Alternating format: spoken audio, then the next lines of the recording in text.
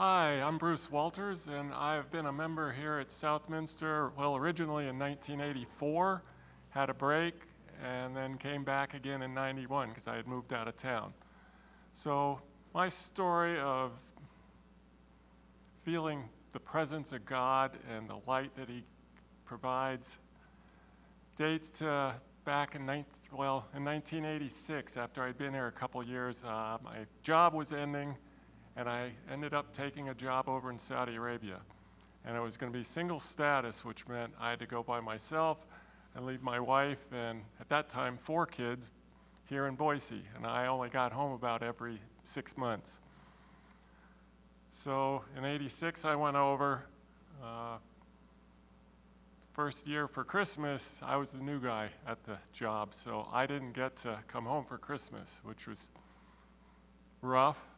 So I know I was home Thanksgiving and had to go back because we had to have staff there to take care of the offices even during Christmas. So it wasn't until 1987, the following year, that I was actually going to get to come home for Christmas.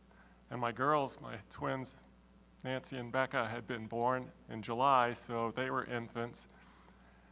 And so my story goes that December 23rd in '87, and I was coming home from Saudi, and I left my home. To give you an idea of what it took for me to get home. It's mid-afternoon, I'd go down, got dropped off at the airport in Yambu, had to fly down to Jeddah, spent about 7 hours waiting for the flight to New York City. So 1 a.m., get on an airplane and fly to New York, and that's a 14-hour flight nonstop, and you just wish you could get off that plane. So I land in New York first thing in the early morning, and then had to clear customs, wait for the connecting flight to fly to San Francisco. So that's many hours. Got to San Francisco, hung out, had to wait for the connecting flight to Boise.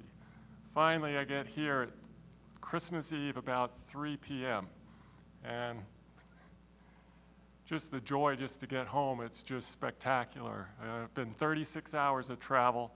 I was exhausted. I was pretty well I could have just gone to sleep right then. But it was Christmas Eve, and I knew I got to come here to Southminster for the candlelight service. Tearing up over this. I got to come with my family, and we had had a few good hours together, and we came here and sat right back here. And I had Billy, who was 3 at the time, just sitting on my lap, and I just had been greeted by all my friends here, and I could just feel this sense of joy and just comfort and just wonder, because I'm getting to be home. I get to be with my family, with my church family, and I've never been happier. And I just sat there, and it's as peaceful as it is, and I know I just fell dead asleep, just sitting there I know I was exhausted. But you don't know what you've missed until you've missed it for so long, and just the opportunity to be here with all of you, and that was just a relief and a joy, and I've really felt God's presence with me at that time, and I've always kept that with me, that was a very, very special Christmas and a time in my life that I could really feel God.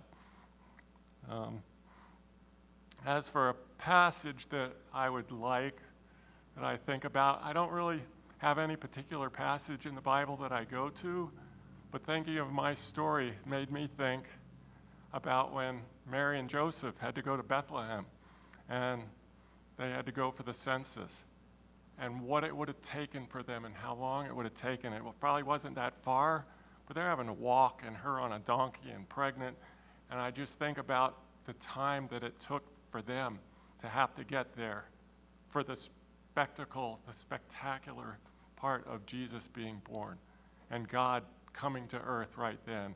And that had to have been, a long trip for them, just like it seemed like a long trip for me when I came home to be with my family. So that is my thought on just what special story comes from the Bible. So anyway, thank you, and Merry Christmas, everyone.